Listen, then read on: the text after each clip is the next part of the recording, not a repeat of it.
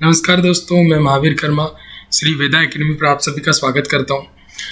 कल का हम जो टॉपिक पढ़े थे खेल और योग और ये व्यायाम वाला टॉपिक, उसी को हम आगे पढ़ते हैं। तो हमारा अगला गेम आता है, अगला खेल है कुश्ती। सर्वप्रथम कुश्ती 1896 ईस्वी में ओलंपिक खेलों में एक शोपीस स्पर्धा के रूप में शामिल हुई थी। कुश्ती के दो प्रकार होते हैं दोस्तों, ये आपको ध्यान में रखना है। कुश्ती के दो प्रकार होते हैं, ग्रीको रोमन और फ्री स्टाइल। ग्रीको रोमन कुश्ती और फ्री स्टाइल कुश्ती। ग्रीको रोमन और फ्री स्टाइल कुश्ती 1896 में ग्रीको रोमन कुश्ती हुई थी, जबकि 1904 में ओपन फ्री स्टाइल कुश्ती का आयोजन किया गया था। महिला कुश्ती को 2004 में एथेंस ओलंपिक खेल में शामिल किया गया था। International federation of associating wrestling style कुश्ती की एक सर्वोच्च संस्था होती है। इसका जो है गठन 1912 में हुआ था। इसका मुख्यालय स्विट्जरलैंड के लॉजेन नामक शहर में है। आपको ये ध्यान में रखना है कुश्ती के बारे में इतनी सारी चीज़ें। आगे बात करते हैं वॉलीबॉल की। वॉलीबॉल गेम, हमारा वॉलीबॉल खेल क्या होता है? तो वॉलीबॉल जो है, इसका जो उद्भव है 1895 ईस्वी में अमेरिका में हुआ था। विलियम जी मॉर्गन को इसका पितामह कहा जाता है। ऐसे क्वेश्चन एग्जाम में आते हैं, आपको ध्यान में रखना है। विलियम जी मॉर्गन को इसका पितामह कहा जाता है। वर्ष 1922 में प्रथम बार न्यूयॉर्क में YMCA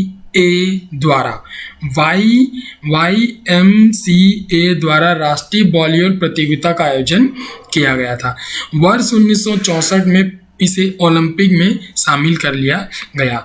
अंतर्राष्ट्रीय, अब बात करते अगली हम कि अंतर्राष्ट्रीय वॉलीबॉल संघ इसकी सर्वोच्च संस्था है। अंतर्राष्ट्रीय वॉलीबॉल संघ क्या है? इसकी जो एक सर्वोच्च संस्था है। इसका गठन 1947 में हुआ था। इससे याद भी रह सकते हैं, 1947 भारत आज़ाद हुआ था, स्वतंत्र हुआ था। तो अंतर्राष्ट्रीय वॉलीबॉल संघ की स्थापना जो है वो है 1947 में हुई थी। इसका मुख्यालय स्विट्जरलैंड के लुसाने शहर में हुआ है। स्विट्जरलैंड के लुसाने में हुआ है। यह खेल 6 सदस्यों की टीमों के बीच में खेला जाता है। 6 सदस्यों की टीमों के बीच में ये खेल खेला जाता है। अगली बात करते हैं हम अगले गेम की। तो अगली चीज़ है हमारी एथलेटिक्स की। एथलेटिक्स क्या है? पहला ओलंपिक जो ईसा पूर्व मतलब कि BC 8वीं सदी में हुआ था, इसमें यह एकमात्र खेल था। तो एक बात ये ध्यान रखना, एथलेटिक्स क्या है? तो एथलेटिक्स मतलब ओलंपिक के बाद में दूसरा खेले जाने वाला खेल। तो ओलंपिक के बाद में दूसरा खेलने जाने वाला जो सबसे बड़ा खेल होता है वो एथलेटिक्स में रनिंग होती है, अधिकतर लॉन्ग जंप, हाई जंप, ये सारी चीज़ें होती है। आइए इसके बारे में हम आगे देखते हैं। ईसा पूर्व 8वीं शताब्दी में होमर द्वारा लिखित इलियड में पैदल दौड़ का वर्णन मिलता है। तो एक इतिहासकार है होमर, इनकी लिखित जो इलियड है इसमें पैदल दौड़ का वर्णन अपने को मिलता है। आगे बात करें, एथलेटिक्स इंग्लैंड में ईसा के बाद 12वीं सदी में प्रारंभ हुआ था। ईसा मतलब ईसा के बाद मतलब कि ईसा मसीह के बाद, ईसा मसीह की मृत्यु के बाद, ईसा की मृत्यु के बाद 12वीं सदी में प्रारंभ हुआ था। अंतर्राष्ट्रीय एथलेटिक्स एमेच्योर फेडरेशन IAAF की स्थापना 16 देशों ने मिलकर 1912 में की। यह संघ प्रति 4 वर्ष विश्व चैंपियनशिप कराती है। प्रति 4 वर्ष के बाद में क्या करती है? विश्व चैंपियनशिप कराती है। IAAF का मुख्यालय मोनाको में है। डेकाथलॉन, अब देखो ध्यान में रखना है, कुछ खेलों के इसके अंदर जो प्रतियोगिता होती है उसके कुछ नाम है। डेकाथलॉन यह पुरुषों की प्रतियोगिता है जिसमें 10 खेल 100 मीटर, जिसमें 10 खेल होते हैं। 100 मीटर की दौड़, 400 मीटर की दौड़, 500 मीटर की दौड़, ऊंची कूद, लंबी कूद, शॉर्ट पुट, 110 मीटर बाधा दौड़। बाधा दौड़ मतलब कि जो रनिंग करते हैं उसके वे में आपको बैरिक लगा दिए जाते हैं, बाधा दौड़। Disc throw, pole vault, javelin throw सम्मिलित है। इन सभी गेमों के बारे में हम आगे अभी देखेंगे, जो 2 दिन तक ये सारे गेम चलते हैं। तो डेकाथलॉन पुरुषों के लिए होता है। अब हेप्टाथलॉन जो महिलाओं के लिए होता है। हेप्टाथलॉन जो होते हैं वो महिलाओं के लिए होता है। तो महिलाओं की एक प्रतियोगिता होती है जिसमें 7 खेल होते हैं। कौन कौन से? तो 100 मीटर की बाधा दौड़, ऊंची कूद, शॉर्ट पुट, 200 मीटर दौड़, लंबी कूद, 800 मीटर दौड़, जेवलिन थ्रो, ये सम्मिलित किए जाते हैं। तो हेप्टाथॉन जो है महिलाओं के लिए होता है। अब पेंटाथलॉन ये 5 खेलों की एक दिवसीय प्रतियोगिता है जिसमें ऊंची कूद, जेवलिन थ्रो, 200 मीटर दौड़, डिस्क थ्रो, 1500 मीटर दौड़ इसी क्रम में आयोजित किए जाते हैं। तो ये ऐसे ही इसमें जो है प्रोग्राम आयोजित किए जाते हैं। अब अगला जो गेम है, इसमें गेम जो होता है स्टीप लचेस। ये जो गेम होता है इसमें सामान्यतः दौड़ 3000 मीटर की होती है, मतलब कि 3 किलोमीटर की होती है, जिसमें बाधाएं, हर्डल्स एवं पानी के रूप में होती है। इसे पैदल चाल के नाम से भी जाना जाता है। शॉर्ट पुट, अब देखो आगे हम बात करते हैं कि होते क्या है, जो गेम हमने बात की थी। तो शॉर्ट पुट क्या था? शॉर्ट पुट इस खेल में एथलीट धातु की गेंद को हवा में फेंकते हैं, गोला फेंक जो होता है वही। पोल वॉल्ट, इस खेल में एथलीट पतले डंडे के सहारे छलांग लगाता है तथा जमीन पर रखे गद्दे पर गिरता है। वही आपने देखा होगा, एक लंबा सा डंडा होता है, उसको दौड़ते हुए एक जगह रखते हैं और उस पर उछल के गद्दे पर बहुत ऊंची कूदते हैं। डिस्क थ्रो, इसमें तस्तरी के आकार का डिस्क होता है जिसे एथलीट एक हाथ से 1.5 चक्कर घूमने के बाद फेंकता है। वो जो प्लेट होती है, प्लेट को फेंकना होता है 1.5 चक्कर घूमने के बाद में, वो होता है डिस्क थ्रो। अब बात करते हैं हम मैराथन की। मैराथन क्या होता है? तो मैराथन दोस्तों विश्व की सबसे पुरानी वार्षिक मैराथन बोस्टन मैराथन है और इसका प्रारंभ 1897 ईस्वी में हुआ। मैराथन में 42.195 किलोमीटर की दूरी तय की जाती है। इतनी रनिंग होती है, इतनी दूरी तक दौड़ना होता है। इसका ओलंपिक में प्रवेश 1896 में हुआ था। अधिकतर क्वेश्चन आता है मैराथन का जो प्रवेश है ओलंपिक में 1896 में हुआ है। मैरी लुइस लेड्रू मैराथन में दौड़ने वाली प्रथम महिला है। अब बात करते हैं हम शतरंज की। शतरंज हमने देखा होगा, शतरंज खेला भी होगा। प्राचीन काल में इसे चतुरंग कहा जाता था। प्रथम आधुनिक शतरंज प्रतियोगिता 1851 में हावर्ड स्टांटन द्वारा लंदन में आयोजित की गई। विश्व चेस फेडरेशन की स्थापना 24 जुलाई 1924 को पेरिस में की गई। तो ये ध्यान रखना है, विश्व चेस फेडरेशन की स्थापना 24 जुलाई 1924 को पेरिस में की गई थी। 1924 में क्या होता है? 1924 में रेलवे को आम बजट से अलग किया गया था, यह बात आपको ध्यान में रखना है। ग्रैंड मास्टर खिताब की शुरुआत 1972 में हुई थी। विश्वनाथ आनंद प्रसिद्ध भारतीय शतरंज खिलाड़ी थे। खिताब मतलब अभी आगे अपन बात करेंगे इसी वीडियो में कि खेलों से संबंधित कुछ खिताब दिए जाते हैं, कुछ उपहार दिए जाते हैं। तो इसमें क्या होता है? ग्रैंड मास्टर खिताब दिया जाता है शतरंज में, जिसकी शुरुआत 1972 में हुई थी और सबसे पहले इन्हें पाने वाले व्यक्ति हैं विश्वनाथ आनंद। अब बात करते हैं टेनिस की। टेनिस का उद्भव कैसे और कहाँ हुआ ये स्पष्ट नहीं है, परंतु इस खेल के विकास का श्रेय मेजर W.C. विंगफील्ड को दिया जाता है। इस खेल को लॉन टेनिस के नाम से भी जाना जाता है। देखो, टेनिस और लॉन टेनिस अलग नहीं होता है, एक ही ध्यान में रखना है आपको। इसमें आधुनिक स्वरूप का विकास 19वीं शताब्दी में बर्मिंघम इंग्लैंड में हुआ है। इस खेल के 4 प्रतिष्ठित टूर्नामेंट होते हैं। अब ध्यान रखना, टेनिस में 4 टूर्नामेंट होते हैं, French open, Wimbledon open, Australian open और US ओपन। ये आपको ध्यान में रखना है। तो अभी एग्जाम में क्वेश्चन पूछे आते हैं, निम्न में से कौन सा टूर्नामेंट किस खेल से संबंधित है, या टेनिस से कौन सा टूर्नामेंट संबंधित है? तो French open, Wimbledon open, Australian open और US ओपन, ये टूर्नामेंट होते हैं और इन सबको मिलाकर के ग्रैंड स्लैम कहा जाता है। ग्रैंड स्लैम कहा जाता है। टेनिस के लिए ग्रैंड स्लैम शब्द का प्रयोग सर्वप्रथम न्यूयॉर्क टाइम्स के लेखक जॉन करीन ने किया था। तो ग्रैंड स्लैम शब्द का प्रयोग किसने किया था? तो वो क्या था? जॉन करीन ने किया था। विंबलडन क्या होता है इसको देख लेते हैं। विंबलडन का प्रारंभ 1877 में ऑल इंग्लैंड चैंपियनशिप के नाम से हुआ था। ऑल इंग्लैंड चैंपियनशिप के नाम से होता है। इसका हुआ था 1877 में। इस खेल की सर्वोच्च संस्था इंटरनेशनल लॉन टेनिस फेडरेशन है, जिसकी स्थापना 1913 में पेरिस में की गई थी। सानिया मिर्जा, लिएंडर पेस, महेश भूपति प्रसिद्ध भारतीय टेनिस खिलाड़ी हैं। तो आपको इनको ध्यान में रखना है।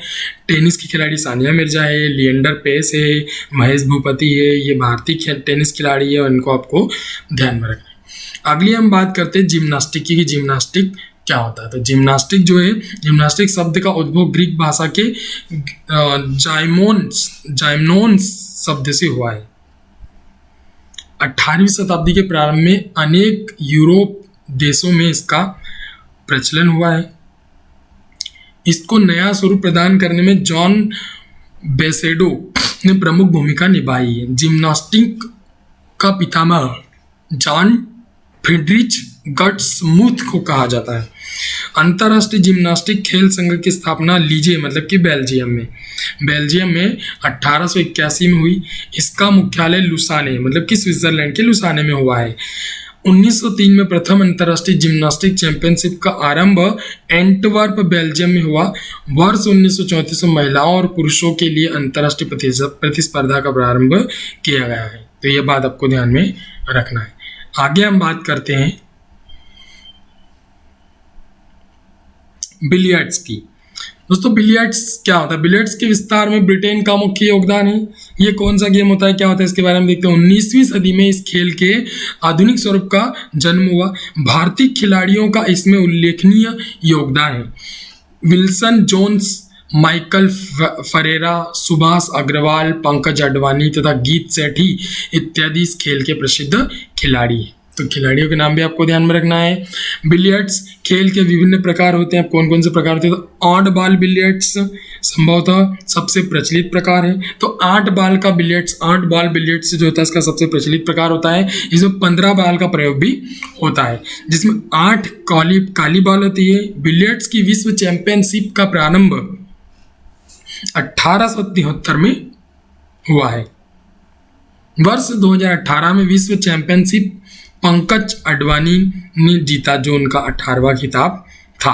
अब बात करते हैं हम टेबल टेनिस की। टेबल टेनिस खेल दोस्तों आपने भी खेला होगा इसको। टेबल टेनिस 19वीं सदी में इंग्लैंड में हुआ था। प्रारंभ में इसे गोशिमा के नाम से जाना जाता था। टेबल टेनिस को गोशिमा के नाम से भी जाना जाता था। बाद में इसका नाम पिंग पोंग रख दिया गया। बहुत फनी नाम है, पिंग पोंग रख दिया गया।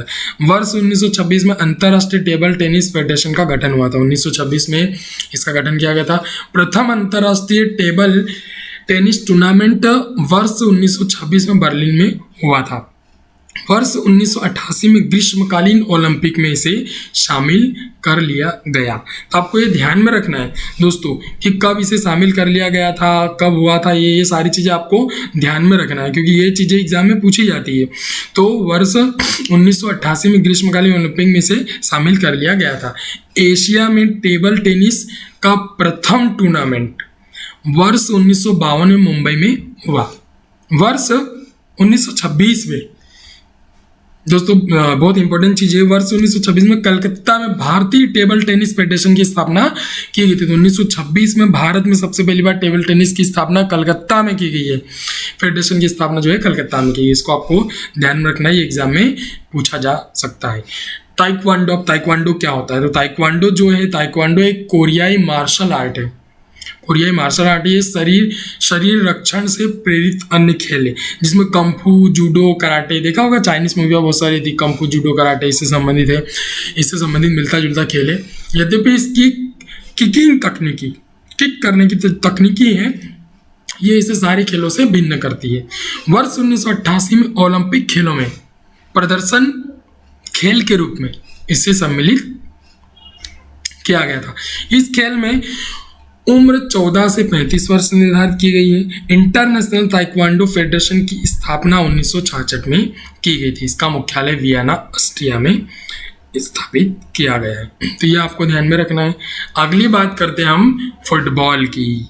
फुटबॉल का जन्म कहाँ से हुआ है, इसके पैमाने की बात करेंगे, परिमाप की बात करेंगे। तो फुटबॉल का जो जन्म है वो इंग्लैंड में हुआ था और 1857 में हुआ था। आपको ध्यान है 1857 में 1857 की क्रांति हुई थी। आपको उसके बारे में पता है, जानकारी बहुत सारी है, तो आपको ये ध्यान रहेगा कि फुटबॉल का जो जन्म 1857 में हुआ था। इंग्लैंड में इसका विश्व का पहला football club Sheffield football club के नाम से गठित किया गया है। भारत में फुटबॉल अंग्रेजों के द्वारा लाया गया और भारत का पहला फुटबॉल क्लब डलहौजी क्लब था। Lord Dalhousie, governor general Lord Dalhousie के नाम पर भारत का पहला फुटबॉल क्लब बनाया गया था। विश्व की सबसे बड़ी फुटबॉल संस्था इंटरनेशनल फुटबॉल एसोसिएशन फीफा है, जिसका मुख्यालय पेरिस, फ्रांस के पेरिस में है। फीफा द्वारा आयोजित विश्व कप फुटबॉल की सबसे बड़ी प्रतियोगिता है। पहला विश्व कप 1930 में उरुग्वे में आयोजित किया गया था। इसे प्रति 4 वर्ष बाद आयोजित किया जाता है। ध्यान रखना, फुटबॉल का जो टूर्नामेंट होता है वो फीफा जो है वो प्रति 4 वर्ष के बाद आयोजित किया जाता है। हम इसके कुछ परिमाप की बात कर लें तो जो फुटबॉल फीफा खेलते हैं तो उसको मैदान की जो लंबाई होती है 91 से 120 मीटर होती है। मैदान की चौड़ाई जो होती है 45 से 91 मीटर होती है। गेंद का जो फुटबॉल का वजन होता है वो 396 से 453 ग्राम होता है। खेल की शब्दावली अर्थात फुटबॉल खेलने में कौन कौन से शब्दों का प्रयोग किया जाता है, तो फुटबॉल खेलते वक्त full back, half back, striker, centre, penalty kick, free kick, referee, tie breaker, head trick, head ball, sleeper, back, throw in, head ball, fouled आदि का प्रयोग किया जाता है। तो इनको आपको ध्यान में रखना दोस्तों, ये एग्जाम में क्वेश्चन पूछे जा सकते हैं। अब फुटबॉल का सबसे पहला जो हुआ था तो 1930 में हुआ था। उरुग्वे जीता था और अर्जेंटीना इसका उप विजेता था जो उरुग्वे में ही हुआ था। अब वर्तमान में लास्ट टाइम विश्व कप कब हुआ है उसके बारे में आप मुझे कमेंट करके बताइएगा। अगली बात करते हैं हॉकी की। हॉकी क्या है, हॉकी के बारे में पढ़ते हैं। हॉकी का पहला संगठित क्लब 1861 में स्थापित किया गया जो ब्लैकहीथ एबी एंड क्लब इंग्लैंड में जो है वहां पर हुआ था। हॉकी का पहला अंतर्राष्ट्रीय मैच 26 जून 1895 को रॉयल में वेल्स एवं आयरलैंड के मध्य खेला गया। हॉकी की सर्वोच्च संस्था फेडरेशन इंटरनेशनल हॉकी है, जिसकी स्थापना 1924 में की गई थी। हॉकी का पहला विश्व कप, हॉकी का जो पहला विश्व कप है दोस्तों, पहला विश्व कप 1971 में बार्सिलोना में आयोजित किया गया था। अंतर्राष्ट्रीय हॉकी मैच की अवधि 70 मिनट की होती है। एग्जाम में आपको क्वेश्चन पूछा जा सकता है अंतर्राष्ट्रीय हॉकी मैच की अवधि कब होती है, तो 70 मिनट की होती है। इसके बाद प्रत्येक टीम में कुल 11 खिलाड़ी होते हैं। तो इसके प्रत्येक टीम में कितने खिलाड़ी होते हैं? 11 खिलाड़ी होते हैं। ये आपको ध्यान में रखना है। अतः इस खेल से संबंधित राष्ट्रीय व अंतर्राष्ट्रीय स्तर पर विभिन्न प्रतियोगिता का आयोजन किया जाता है, जिसमें कुछ महत्वपूर्ण प्रतिस्पर्धाएं हैं। अब इन प्रतिस्पर्धाओं को आपको ध्यान में रखना है, एग्जाम में क्वेश्चन पूछा सकता है। जैसे सबसे पहले सीनियर राष्ट्रीय चैंपियनशिप। सीनियर राष्ट्रीय चैंपियनशिप, इसमें हॉकी शब्द का प्रयोग नहीं है, ध्यान रखिएगा, ये हॉकी संबंधित है। सीनियर राष्ट्रीय महिला हॉकी, इसमें हॉकी का है तो ध्यान रखने की जरूरत नहीं है। चैंपियनशिप, सीनियर राष्ट्रीय महिला hockey championship. Championship trophy hockey tournament, इसमें भी हॉकी शब्द है, ध्यान नहीं रखना है, चलेगा।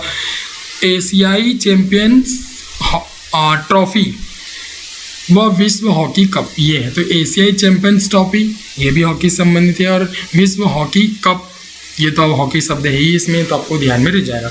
अगली बात करते हैं घुड़सवारी की। घुड़सवारी क्या होती है? घुड़सवारी और साइकिलिंग की। तो घुड़सवारी को वर्ष 1900 के ओलंपिक में शामिल किया गया। इस खेल का पूर्ण विकास 19वीं शताब्दी से प्रारंभ हुआ। इंटरनेशनल फेडरेशन फॉर इक्वेस्ट्रियन इसकी गवर्निंग बॉडी होती है, इसको ध्यान में आपको रखना है, मतलब इसकी एक संस्था होती है। साइकिलिंग, अंतर्राष्ट्रीय साइकिल यूनियन की स्थापना अप्रैल 1900 में पेरिस में की गई थी, और इसका जो मुख्यालय है वो स्विट्जरलैंड के एगल में हुआ है। 1896 में इसकी ओलंपिक में साइकिल प्रतिस्पर्धा को भी शामिल किया गया है। तो इसको आपको ध्यान में रखना है, कब हुआ था। हालांकि ये दोनों चीज़ें एग्जाम में ज़्यादा नहीं पूछी जाती, पर फिर भी आपको ध्यान में रखना है। इनका मुख्यालय कहाँ है, इनकी स्थापना कहाँ पर हुई थी, ये सारी चीज़ें आपको ध्यान में रखना है। अब बात करते हैं अगली चीज की, राष्ट्रमंडल खेलों की। यहाँ पर हेडिंग आप लिख लीजिएगा दोस्तों, राष्ट्रमंडल खेल। हम राष्ट्रमंडल खेलों के बारे में बात करेंगे। तो ओलंपिक खेलों के पश्चात राष्ट्रमंडल खेल, इसका जो पुराना नाम होता है ब्रिटिश एम्पायर, इसका पुराना नाम होता है। समारोह विश्व का ये जो ओलंपिक खेलों के पश्चात राष्ट्रमंडल खेलों का जो समारोह होता है विश्व का ऐसा दूसरा सबसे बड़ा खगोल उत्सव है। इस खेल में समारोह का आयोजन प्राय 2 ओलंपिक खेलों के मध्य किया जाता है, जिसे ओलंपिक वर्ष के नाम से भी जाना जाता है। एक ओलंपिक और दूसरे ओलंपिक के बीच का जो समय होता है वो ओलंपिक वर्ष कहलाता है और उसके मध्य में राष्ट्रमंडल खेलों का आयोजन किया जाता है। राष्ट्रमंडल खेलों की शुरुआत 1930 में हैमिल्टन कनाडा में की गई थी, ये आपको ध्यान में रखना। अब तक Australia, Canada, England, New Zealand, Scotland एवं वेल्स ने सभी राष्ट्रमंडल खेलों में हिस्सा लिया है, ये आपको ध्यान में रखना है। 1934 में लंदन में होने वाला दूसरा राष्ट्रमंडल खेल भारत में पहली बार लिया गया था। तो 1934 में लंदन में होने वाला दूसरा राष्ट्रमंडल खेल भारत में 1930 में स्टार्ट हुआ था, 1934 में दूसरा हुआ। 1934 में दूसरा हुआ तो 4 साल के बाद जब 1934 में दूसरा हुआ तो उसका दूसरा होने वाला जो है वो कहाँ पे हुआ था? लंदन में हुआ था। और लंदन में हुआ था तो राष्ट्रमंडल खेल भारत में पहली बार भाग इसमें लिया था। वर्तमान में राष्ट्रमंडल खेलों की सदस्य संख्या 54 है, लेकिन खेलों में 71 टीमें हिस्सा लेती हैं। मतलब राष्ट्रमंडल खेलों के जो सदस्य देश हैं उनकी संख्या केवल अभी उनकी संख्या कितनी 54 है और उनमें भाग ले सकते हैं तो 71 टीमें भाग ले सकती है। इन टीमों ने भाग लिया था, लेती है भाग। राष्ट्रमंडल खेलों से संबंधित कुछ यहाँ पर मेरे पास कुछ तथ्य हैं, परंतु ये तथ्य 2014 के हैं। आपको एग्जाम में क्वेश्चन पूछे जा सकते हैं 14 से रिलेटेड भी और वर्तमान के भी, तो आपको अभी के वर्तमान के तथ्यों को खोजना है। आपको नेट पर गूगल कर मिल जाएंगे और खोजिए, और अभी साथ में जो आप अगर लिख रहे हो, नोट कर रहे हो, तो उन चीज़ों को भी वहाँ पर लिखते जाइएगा। ये 20वां राष्ट्रमंडल खेल था, इसके बारे में कुछ इंपॉर्टेंट चीज़ यहाँ पर दी गई है। अब आगे हम बात करते हैं खेलों से संबंधित पुरस्कार के बारे में। खेलों से संबंधित कौन कौन से पुरस्कार होते हैं? तो दोस्तों, राजीव गांधी खेल रत्न पुरस्कार, इसे 1991-92 में आरंभ किया गया। इसके तहत नगद पुरस्कार 7.5 लाख रुपए दिए जाते हैं। यह पुरस्कार सर्वप्रथम विश्वनाथ आनंद को प्रदान किया गया था। अब विश्वनाथ आनंद कौन है मैं आपको बता चुका हूँ, अपन पढ़ चुके हैं, तो आगे मुझे कमेंट करके आप बताइएगा। मौलाना अबुल कलाम आज़ाद ट्रॉफी, ये क्या है? मौलाना अबुल कलाम आज़ाद ट्रॉफी किस पर कैसे दी जाती है, इसके बारे में हम बात करते हैं। तो यह ट्रॉफी जो 1956-57 में शुरू की गई थी, यह चल वेजती मतलब रोलिंग ट्रॉफी है और यह अंतर विश्वविद्यालय टूर्नामेंट में सर्वप्रथम समग्र प्रदर्शन करने वाले विश्वविद्यालय को प्रदान की जाती है। ये विश्वविद्यालय को प्रदान की जाती है। इसे फिर से हासिल करने वाले विश्वविद्यालय को ट्रॉफी की प्रतिकृति भी दी जाती है, मतलब एक प्रारूप, एक प्रतिकृति दी जाती है। इसके अलावा विश्वविद्यालय को 10 लाख रुपए का नगद पुरस्कार दिया जाता है। प्रतियोगिता में दूसरा स्थान प्राप्त करने वाले विश्वविद्यालय को 5 लाख रुपए तथा तीसरा स्थान प्राप्त करने वाले विश्वविद्यालय को 3 लाख रुपए का नगद पुरस्कार दिया जाता है। आगे हम बात करेंगे अगले जो हमारे पुरस्कार है, उसमें सबसे पहले आ रहा है वो ऐसा पुरस्कार, मतलब जैसे ऐसे खिलाड़ियों को भी पुरस्कार दिए जाते हैं जो अपना जीवन पूरा खेल में समर्पित कर देते हैं। जैसे क्रीड़ाओं और खेलों में जीवन भर की उपलब्धि के लिए ध्यानचंद पुरस्कार, इसे वर्ष 2000 में गठित किया गया। इसमें नगद पुरस्कार 5 लाख रुपए हैं। पुरस्कार उन खिलाड़ियों को सम्मानित करने के लिए प्रदान किए जाते हैं जिन्होंने अपने खेल में उत्कृष्ट प्रदर्शन किए हैं और सक्रिय खेल जीवन से संन्यास लेने के बावजूद, अर्थात मतलब खेल खेलना बंद भी कर दिया है स्वयं के लिए, उसके बावजूद भी खेल की उन्नति के लिए योगदान करते रहते हैं। प्रत्येक वर्ष ज़्यादा से ज़्यादा 3 खिलाड़ियों को ये पुरस्कार प्रदान किया जाता है। तो ये पुरस्कार जो है उनको प्रदान किया जाता है जो अपने खेल बंद करने के बाद में खिलाड़ियों को अच्छा ट्रेनिंग देते हैं, अच्छी ट्रेनिंग देते हैं, उनको भी पुरस्कार दिया जाता है। अगली बात करते हैं हम अर्जुन पुरस्कार की। अर्जुन पुरस्कार क्या है? तो अर्जुन पुरस्कार 1961 में प्रारंभ हुआ था। कई बार दोस्तों एग्जाम में क्वेश्चन पूछा जा सकता है। 1961 में प्रारंभ किया गया था। इसमें 5 लाख रुपए का नगद पुरस्कार दिया जाता है। खिलाड़ी को न केवल उत्कृष्टता के साथ अंतर्राष्ट्रीय स्तर पर पिछले 3 वर्षों में और उस वर्ष में पुरस्कार की सिफारिश की गई है, लगातार अच्छा प्रदर्शन किया होना चाहिए, बल्कि नेतृत्व, खेल भावना और अनुशासन का भाव दर्शाया होना चाहिए। अर्थात दोस्तों ये बात ये बोल रहा है कि खेल खेलना इम्पोर्टेंट नहीं है, खेल में आप आप अच्छे प्रदर्शन कर रहे हो, अच्छी बात है, पर उसके साथ साथ ये पुरस्कार उनको भी दिया जाता है जो खेल के साथ साथ अच्छा प्रदर्शन करते हो, बल्कि नेतृत्व की भावना रखते हो, खेल की भावना रखते हो, अनुशासन का भाव रखते हो, उनके पुरस्कार प्रदान किया जाता है। 2001 से पुरस्कार केवल उन विभागों को दिया जाएगा जो निम्नलिखित श्रेणी में आते हैं। अब मैं आपको नीचे बताने वाला हूँ कि 2001 के बाद ये पुरस्कार अब किन को दिया जाता है। तो 2001 के बाद ये पुरस्कार दिया जाता है ओलंपिक खेलों में, एशियाई खेलों में, राष्ट्रमंडल खेलों में, विश्व कप में, विश्व चैंपियन विभाग और स्वदेशी खेलों में। तो इनमें ये पुरस्कार प्रदान किए जाते हैं। शारीरिक रूप से असमर्थ लोगों के लिए भी ये पुरस्कार प्रदान किया जाता है। प्रत्येक वर्ष अधिकतम 15 अर्जुन पुरस्कार प्रदान किए जाते हैं। तो ध्यान में रखना आपको कि 15 अर्जुन पुरस्कार दिए जाते हैं और 2001 के बाद में ओलंपिक खेलों में, एशियाई खेलों में, राष्ट्रमंडल खेलों में, विश्व कप में और विश्व चैंपियन विभाग में, स्वदेशी खेलों में और शारीरिक रूप से असमर्थ लोगों के लिए ये पुरस्कार प्रदान किए जाते हैं। अब अगला और लास्ट अपना जो पुरस्कार है वो है द्रोणाचार्य पुरस्कार। इसे 1985 में आरंभ किया गया। इसमें उन विख्यात कोचों को सम्मिलित किया जाता है जिन्होंने खिलाड़ियों और टीमों को सफलतापूर्वक प्रशिक्षित किया है और उन्हें अंतर्राष्ट्रीय प्रतियोगिता में उत्कृष्ट परिणाम प्राप्त करने में समर्थ बनाया है। इसमें 5 लाख रुपए का नगद पुरस्कार और गुरु द्रोणाचार्य की प्रतिमा प्रदान की जाती है। एक वर्ष में 5